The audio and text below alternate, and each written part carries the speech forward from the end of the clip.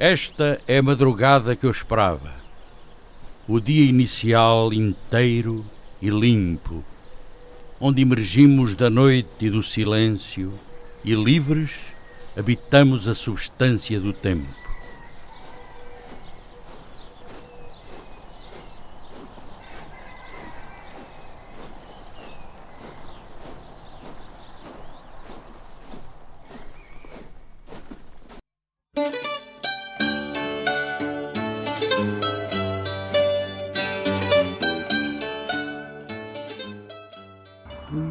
Eu não fui professor, não era professor da Escola Maria Lamas nessa altura, era professor do Colégio Andrade Corvo. E lembro-me perfeitamente no dia 25 de Abril, era dia de aulas, e já estávamos no fim do ano, o programa impunha-nos que falássemos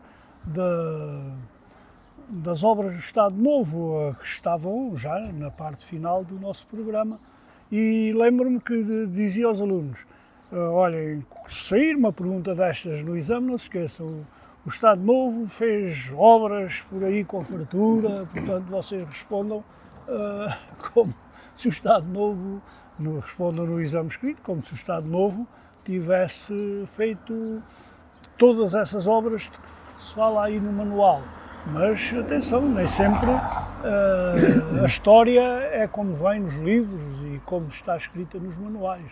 Desde 62 até 74 há uma história, não é? E há uma história até de cumplicidade com professores, não é? Com os professores que estavam aqui, por exemplo, na década de 60, como o Padre Manuel Tiago, os católicos progressistas, por exemplo, da minha primeira mulher, a Manuela, da Virgínia, de outros professores que se encontrava dentro desta escola, o Pinto Anjo e outros que contactávamos uns com os outros e também com os alunos. Também há alunos que são muito influenciados.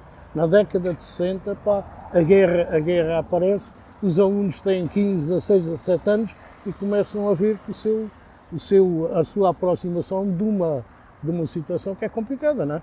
Que é a situação militar. E há alunos dentro desta escola que tiveram grande influência, que depois se inscreveram em partidos, já alguns até da clandestinidade, já estavam na clandestinidade, eram rapazes da UEC, eram rapazes dos católicos progressistas, faziam teatro, tinham recitais de poesia, etc., faziam festas, e que se reuniam e que se debatiam. Portanto, nas aulas também se falava, mas não era assim, não é? As aulas era diferente, embora se escolhessem poetas, não é? Por exemplo, dar o José Régio nesta altura, ou dar o Manuel da Fonseca, por exemplo, que se podia dar, ou dar, por exemplo, o Manuel, como é que chama aqui, o Torga, ou dar o Torga. Havia maneiras de... não eram autores aceitos pelo regime, por exemplo, não faziam parte dos manuais. Simplesmente nós podíamos, por exemplo, nos recitais, a gente introduzia outros poetas, não é?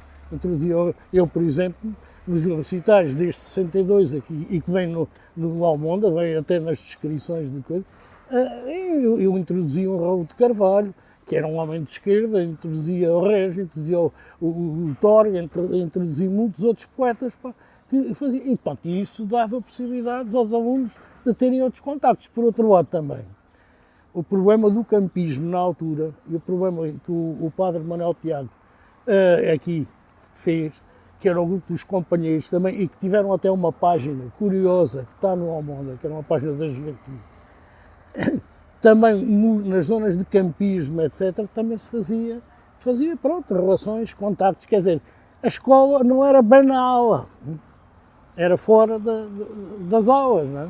Todos nós, em geral, tínhamos muitas limitações no que podíamos dizer nas aulas, mas eu lembro-me que fiz no Cineclube, e era um local onde nós tínhamos alguma liberdade de atuação e havia, portanto, toda a concentração da oposição em Torres Novas.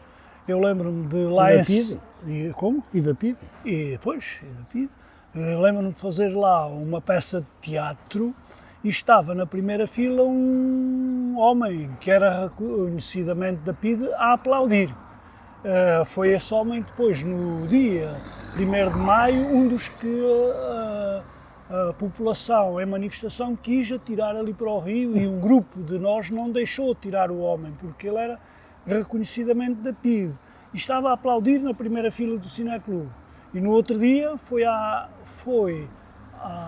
Colégio Andrade Corvo, a PIDE, não ele, mas a PIDE, perguntar se eu era a pessoa de confiança para dar aulas no colégio. E nesse aspecto, honra seja feita ao padre Manuel Alves, segundo ele me disse, que me defendeu e que não pôs em causa o meu posto de trabalho. Portanto, não era fácil, tanto na escola como fora da escola, e hoje estas gerações que vieram depois não conhecem bem o que foi.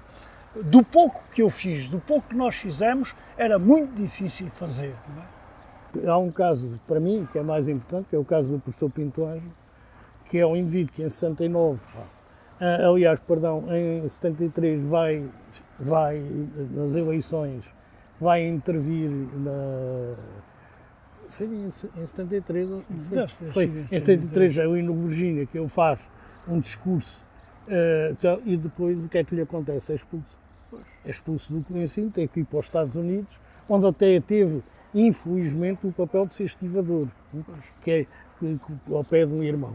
Eu tive uma coisa que foi em 73 também aqui, duas. Uma delas no Cineclube, em que houve aquela coisa do Picasso, aquela que o Amora fez, e eu fui dizer uns poemas do Manuel Alegre, sobre da Guerra da África, etc. E que no dia seguinte, quando cheguei aqui à escola, o meu colega Tolda Martins, que era vice-presidente da Câmara, chegou ao pé de mim e disse: "Epá, o que é que tu fizeste ontem? Olha que a PIDE esteve ali na Câmara a perguntar por ti. E nós dissemos que tu eras um tipo porreiro e tal, e coisa. Pronto, isto tive, como também tive mais tarde, fui ao Congresso de Aveiro com a minha mulher e outros aqui de Torres Novas, não interessa, e que no Congresso de Aveiro, quando estava aqui no dia seguinte na escola, o diretor da escola, que era o Rebelo, chegou ao pé de mim e disse: "Você esteve no Congresso de Aveiro, como é que isto corria?" Eu disse: tive, pronto. E eu também nunca criou pressões, nem outras coisas do género, sobre a minha vida. No entanto, a gente sentia-se um bocado vigiado e fiscalizados nesta coisa, não é? Havia cafés reconhecidos, ou pelo menos um, que era reconhecidamente onde a oposição ia tomar o seu café e conspirava, entre aspas, não é? Que era o Café Portugal.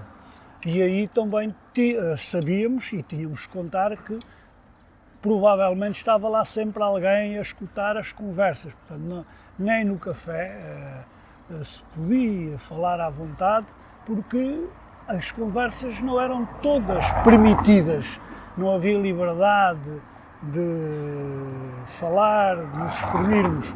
E tínhamos que contar, e estávamos sempre a olhar para o lado, e ao lado estaria sempre possivelmente um elemento da PIDE. Havia outro café, ainda agora se for nele, que era o Viela. O Viela sim, em determinado momento. O Viela é do grupo mais novo. Pois, é o grupo mais novo, é o grupo do grupo dos anos 60. Os professores, por exemplo, dos católicos progressistas, encontravam-se aí no café como outros, não é? É o espaço onde as pessoas estão, conhecem-se, têm a sensação que estão do lado da oposição, conversam uns com os outros, mas depois têm que se encontrar noutros lados, que não era propriamente nos cafés que se fazia as coisas. Lembro-me que caiu no Café Portugal, uma ou duas vezes, o Arlindo Tavares me pediu dinheiro para os presos políticos, por exemplo. Era aí que nos encontrávamos e, portanto, essas atitudes tomavam-se e ao menos serviam para manter uma certa chama de oposição e de... Também no Cineclube se passavam coisas. O Cineclube era o Cineclube era o centro, chamemos assim. Eu, por exemplo, nos anos 60, foi presidente do Cineclube, em Santa Itália. E lembro-me, por exemplo, uma das figuras típicas de Torres Novas, pá, que estava ligado à polícia política, e que era quase o chefe desta coisa, não vou citar o nome, pá, veio ter comigo lá, foi professor aqui na escola, e chegou ao pé de mim e perguntou-me assim, epá, eu preciso de ver aí os cheiros do Cineclube. Eu disse, cheiro? Mas isso é sócio? Não. Então, mas como é? Simplesmente, quer dizer, a coisa também ficou assim porque havia, na década de 60, há uma abertura. A guerra cria uma abertura e uma abertura, em certa coisa, há uma abertura, há um medo, e não há uma grande recência e aquilo passou. Mais tarde já houve problemas, depois de eu ir para a tropa em 66, já houve os que vieram a seguir, já tiveram mais problemas em relação a isso. Mas, portanto, quer dizer, os sítios eram todos descalizados, as pessoas não estavam fácil, não era fácil.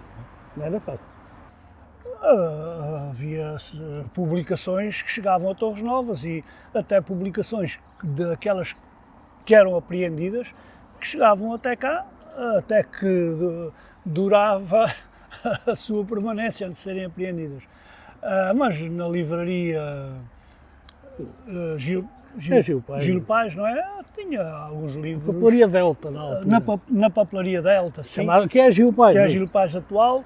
Eu tinha alguns livros interessantes e depois lembro-me que havia certas feiras do livro no Cineclube onde com mais facilidade se podiam comprar algumas obras que não estavam aí ao alcance da população. Nomeadamente, lembro-me de lá comprar o Canto e as Armas. Sim, as Armas de Manuel Alegre. O coisa era esse, aliás, ele já disse, o único sítio. Aliás, e a figura que vocês têm ainda, que é o Zé Ferreira, que é o Zé da Delta, sim, que é vivo, aparece muito no Facebook. Está no Canadá, não é? Não, está cá, já cá está. Tem cá estado. E o Zé Ferreira ia a Lisboa, algumas vezes fui com ele a certos sítios, onde a gente trazia certos livros para Torres Novas e se vendiam aí na papelaria. Era a Quadrante, era outros, por exemplo, era casas de vendas de livros, mesmo a própria Bertrand. Todos eles tinham livros clandestinos. Todos eles, a gente chegava lá. E depois, para estes vendedores, ele trazia, depois sabia-se quem havia. Por exemplo, a Praça da Canção. Eu tenho a Praça da Canção, a primeira edição, arranjada aonde? Foi na Delta. Vem de Lisboa, o circuito de Lisboa, Torres Novas, era conhecido, e havia outras possibilidades. Portanto, havia o Cineclube, havia muita maneira.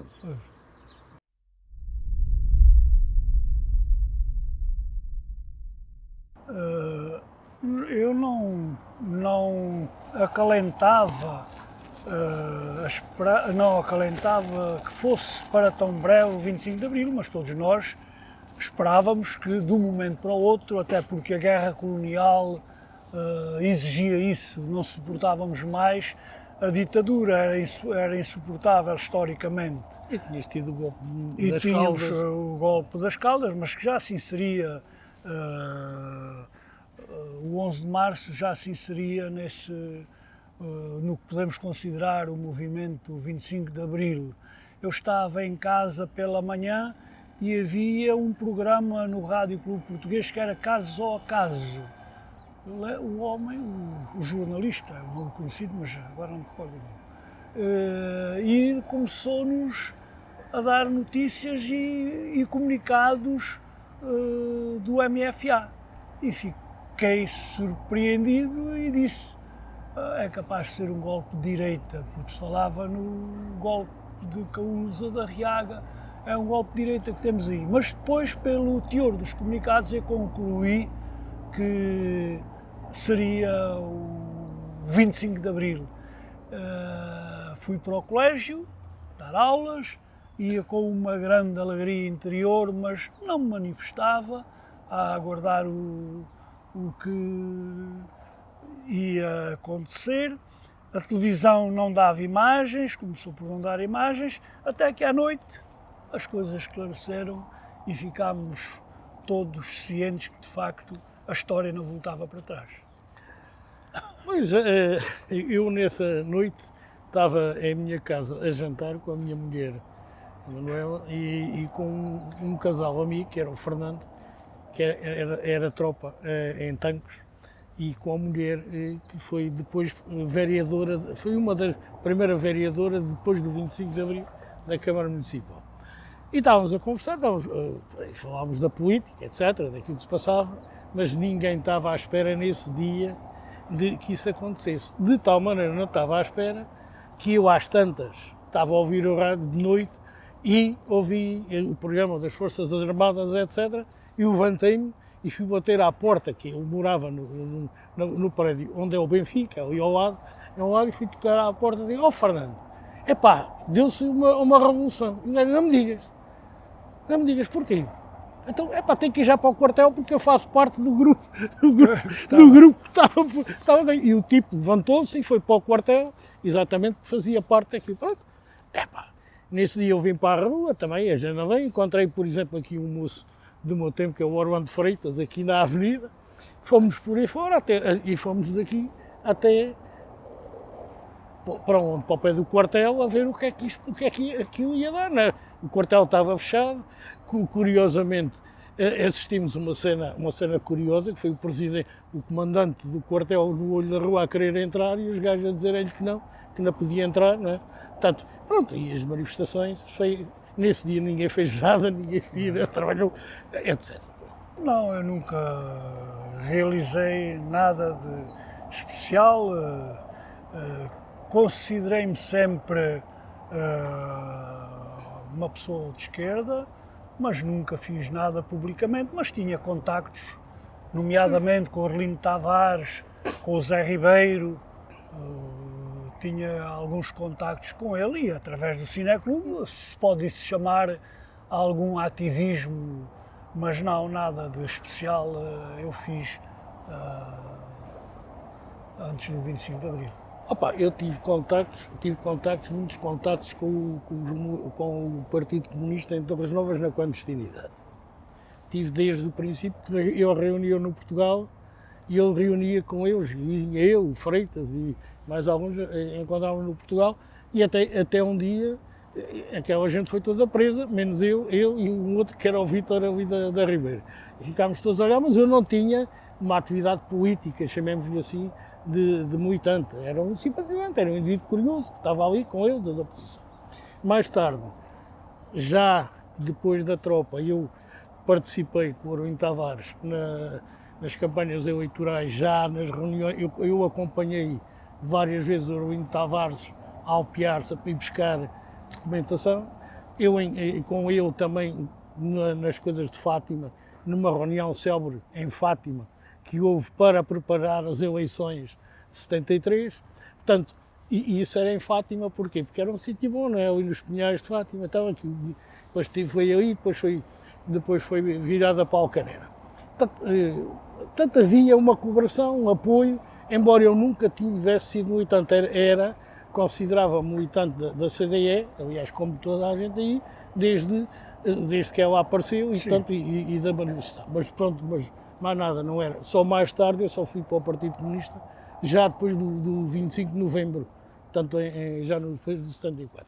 Antes não. Eu fui sempre militante, que existe, e continuei até que a CDE terminou, se transformou em MDP e acabou. Eu considero que Torres Novas teve uma grande influência no meu percurso político. Eu, quando cheguei a Torres Novas e já quando aqui fiz o serviço militar, eu era uma pessoa anti-regime, né? Sem nunca ter feito nada de especial que se possa considerar claramente de oposição. Quando cheguei a Torres Novas, procurei inteirar-me de quem é que aqui faria parte da oposição, e alguém conhecido, que já não me lembro quem, mandou-me ir ter com o Zé Ribeiro à sua oficina. E foi aí que o Zé Ribeiro não tendo muita confiança certamente em mim, porque eu apareci até fardado de oficial, e ele tinha sido preso não há muito tempo, e eu não sabia disso, não se abriu muito, mas pronto, acolheu-me e integrou-me no Cineclube, e foi aí que eu desenvolvi mais atividade. Eu sou de Torres Novas, não é? E sou de uma família republicana, pronto, da Primeira República e antes, portanto, tinha uma família do Reviralho, não é? Pronto, com alguns membros, como o meu tio Zé Lopes, o meu tio Manel, que era barbeiro, e o meu tio Zé Lopes, que era poeta e tal, que eram membros do Partido Comunista, foram militantes do Partido Comunista, tiveram associados em muitos anos, depois o meu tio Manel sempre, mas na clandestinidade. Mas eu não sabia disso, só soube mais tarde, depois do 25 de Abril, que o meu tio Manel fazia parte. Mas tipo, pronto, a família era de Reviralho, etc. E eu, por exemplo, em 62, já comecei a distribuir listas da oposição, eu e o meu amigo Orlando Freitas, mais uma vez, daquelas listas dos candidatos da oposição, e participei nas coisas do Humberto Delgado, pronto, depois por aí fora. Não é? Eu considero-me, na medida do possível, alguém que procura que os ideais do 25 de Abril não esmoreçam, mas verifico que não é muito fácil, neste estado de coisas, manter viva a chama do 25 de Abril. Mas penso que continuo a acreditar e a lutar na medida do possível no que vivo e no que escrevo, para que o 25 de Abril se mantenha vivo, porque vale a pena defender o que é bom e defende a nossa liberdade. Eu digo mesmo, penso que quem viveu no 24 não era capaz de gostar de voltar a viver no 24. Quem vive depois em democracia, quem nasce em democracia, também não sabe dar valor a quem viveu na outra altura. Portanto, o mundo caminha, há momentos de caminhos, vai-se avançando, outras vezes vai-se recuando, mas a luta pela liberdade, a luta pela defesa dos valores individuais, pela dignidade humana, pela cultura, etc., pelo ambiente, pela saúde, etc., é importante. E isto são as conquistas de Abril, são aquelas que nós temos ainda hoje que lutar e defender. Não é? Eu lembro-me perfeitamente que muito antes do 25 de Abril ouvíamos as canções do Zé Afonso, dos poucos discos a que tínhamos acesso, mas ouvíamos. Já na tropa, no serviço militar, aqui no quartel de Torres Novas, eu felizmente tive acesso a muita música do Zé Afonso e de outros, mas é o nome que mais me recordo, porque felizmente um alferes, um indivíduo que era alferes comigo aqui, que era de Santo Tomé e que foi aqui, jogou aqui futebol, o Albertino Bragança, que muitos ainda conhecem hoje aqui em Torres Novas, tinham um conjunto de discos formidável. Você se lembra de alguma música? Então lembro, olha, lembro-me de Maria nascida na fonte, não é? Nascida no monte. No monte, nascida na fonte, ou uma coisa assim desse género. E lembro-me de os vampiros, o menino do bairro negro, pronto, é isso. E tive alguns contactos com o Fanhais antes dele sair de padre, ainda tive alguns contactos com ele. E ele cantava essas e outras músicas. O padre Manuel Tiago tive contato com o Fanhais, aqui em Torres Novas, e tive naquela festa das Lapas, onde teve aqui o Zé Afonso, não é? Portanto, e conhecia o Zé Afonso, mas também já conhecia outros, um daqueles que ele na conta, mas que é um dos que se lembra, mas que na coisa, que é o Adriano Correia de Oliveira, que é uma das figuras mais importantes da clandestinidade, sim. Ou o Isília, etc. Todos esses cantores, que são importantes e que faziam parte e que a gente tinha geralmente até tínhamos as letras, às vezes as canções depois sabíamos, não é? Íamos aprendendo uns com os outros a cantar aquela, e depois contava-se muitas delas. Havia edições clandestinas dessas letras. Pá, era importante que era uma forma de... Sei, a música tem um papel fundamental, é um papel emocional, é um papel de aliança, é um papel de ligação. A pessoa liga, há um ligamento entre as pessoas de afetividade, de solidariedade, e isto põe as pessoas uníssono, de forma unívoca, a cantar, tem uma influência bastante importante até no conjunto, na relação, na ligação de comunhão. A música é agregadora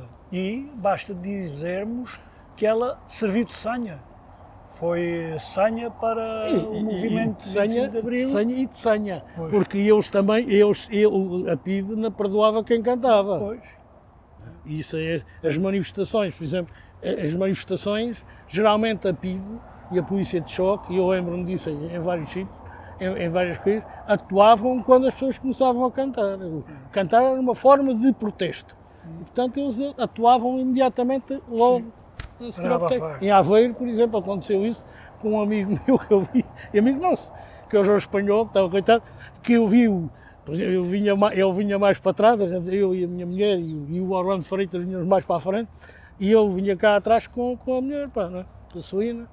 E a certa altura eu apanhou um pau e uma cunhada, e eu vi pela primeira vez uma mulher em frente da Polícia de Choque a virar-se contra eles e a proteger o marido. Pá, e uma coisa extraordinária, pá, e os gajos pararam. Ela enfrentou-os, pá, foi uma imagem que me ficou sempre na vida. E isto porquê? Por causa das cantorias, por causa da cantiga, por causa da revolução, por causa dessas coisas. Pois olha, a poesia do Manel Alegre teve uma grande influência na mobilização das consciências, mas outros poemas, eu lembro-me de, falaste há pouco no José Régio, o poema Vem por aqui, e o Cântico Negro, só sei que não vou por aí, era a afirmação, e o rebanho podia ir todo no mesmo sentido, mas era preciso também dizer não. Não, e há muita poesia. A poesia teve um papel fundamental. Tem um papel fundamental e há, pá, a corrente do novo cancioneiro, dos neorrealistas, pá, desde o Manuel de Oliveira, o Carlos de Oliveira, o Manuel da Fonseca, perdão, não é o Manuel de Oliveira, o Manuel da Fonseca, etc., por aí fora, é tudo gente, pá, que tem importância na... Lembro-me de um verso do Joaquim Namorado, de um poema que termina assim, termina com este verso: liberta-te, meu povo, liberta-te ou morre. O 1º de Maio. Esta rua estava cheia, esta avenida estava cheia de gente e fomos até à porta da unidade militar. E no caminho encontramos um indivíduo que alguém identificou como elemento da PIDE. Queria-no atirar ao rio. E fomos nós, alguns que estávamos ali, que íamos na cabeça da manifestação, que impedimos que ele fosse atirado ao rio. E havia alguém que dizia: não, para o rio não, vais ser julgado.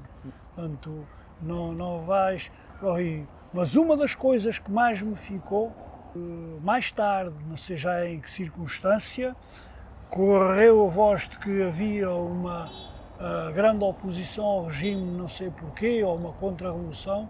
Lembro-me de ver as mulheres da fábrica saírem dali em grupos, correndo ou caminhando apressadamente até à unidade militar para afirmar aos militares que estavam com o 25 de Abril. E essa imagem das mulheres operárias correndo para a unidade militar ficou-me sempre na minha memória. A emotividade nessa altura toma conta disto tudo. A maior parte dessa gente hoje, se fosse vivas, não vinham para a rua fazer nada. Portanto, agora naquele momento, pá, as pessoas vieram, era a festa, era o dia da festa, é esse dia que a Sofia diz, né? As grades acabaram, há uma liberdade e as pessoas entram numa ação, pá, do coração cá para fora, pá, pronto, e vão e depois tornam-se irmãos de um ideal, de um sonho, de uma utopia. Mais tarde, a seguir ao 1º de Maio, depois vêm as outras coisas que já são mais complicadas, né? E depois, por causa disso, é que a gente depois perdeu os 1º de maio. E se virmos as fotografias, o Largo do Virgínia está cheio. A rua Alexandre Herculano, não é? Estava cheia. Tudo foi uma festa. É uma festa. Aliás, depois ainda houve 1º de maio em Torres Novas, que era um centro importante. Era um centro importante, era um centro industrial, um centro de oposição.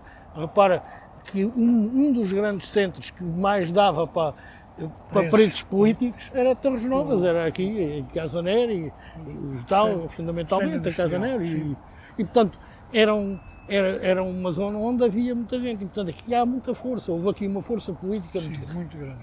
Mesmo antes do 25 de Abril havia essa força, havia latente e tal, embora reprimida. Mas depois saiu. Lembro-me que... Nós temos um candidato, dos candidatos, que é aqui de Torres Novas, que é o Pereira. O Pereira, não é Rui, é o irmão. É o irmão? O irmão do... Zé Pereira. Zé. Alguns anos a seguir ao 25 de Abril, na véspera, ainda saímos à rua, o grupo ainda grande de pessoas aqui de Torres Novas para cantar grande lá aí pelas ruas, e isso durou mais 2, 3 anos e depois esmoreceu. Antes do 25 de Abril, esta gente mais nova nem imagina isso. Era impensável fazer uma crítica e nós hoje, felizmente, temos liberdade para dizer, para criticar, para manifestar a nossa opinião e sabemos, por enquanto, não corremos qualquer risco. É aquilo que se chama a democracia. Mesmo por muito simples, ele disse tudo aquilo que é importante, que é, no fundo, a palavra liberdade e a consciência crítica que se tem dessa liberdade. Poder falar, poder atuar, poder conversar, poder opor-se para... Por exemplo, eu às vezes pergunto-me mesmo esta Câmara, esta Câmara de Torres Novas não é esta Câmara do PS, esta Câmara de Torres Novas, quando toma determinadas posições e se cala e silencia, esquece que seu 25 de Abril não estava lá. E que um dos grandes problemas, até no futuro, até para as próprias autarquias e depois para o próprio poder administrativo e poder autárquico e poder político, é este. É que se acabar a liberdade, da opinião, de informação, se deixarem as pessoas de comentar e de criticar, eles também perdem os lugares que têm, porque a liberdade acaba-se. E volta novamente a haver um partido único ou uma voz única, e nós estamos na Europa a caminhar para isso. Há hoje um grande medo na Europa, e a gente vamos ter as eleições europeias, vamos ver os resultados, que não vai dar já, mas todos os caminhos da Europa nos próximos tempos encaminham-se para estes autoritarismos que estão novamente a avançar e que são preocupantes. O triunfo da mediocridade que também leva a isso. É isso. As pessoas, na altura, nem podiam estar no café a conversar livremente, não podiam escrever livremente, os jornais não tinham a censura, era muito difícil exprimir o nosso pensamento.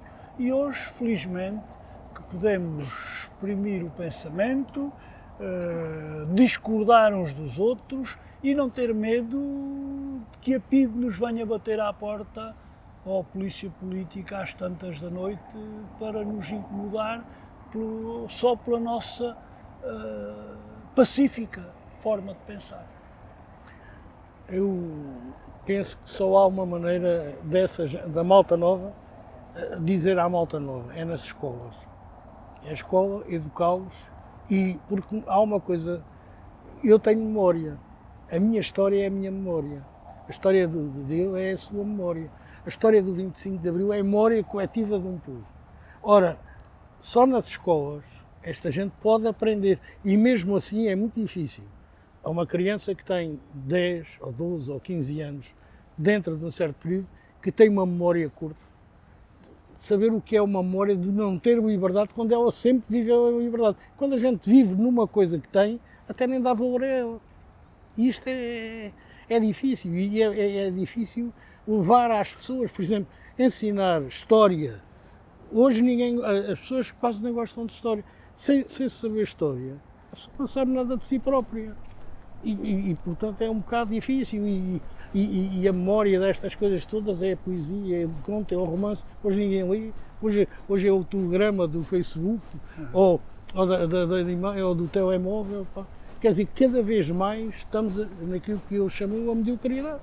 E a escola será um lugar de memória? Não é? Hoje? Devia ser. Devia ser. Mas isso é uma pergunta que pode ficar. Se a escola é um lugar de memória hoje. Grandola Vila Morena, terra da fraternidade.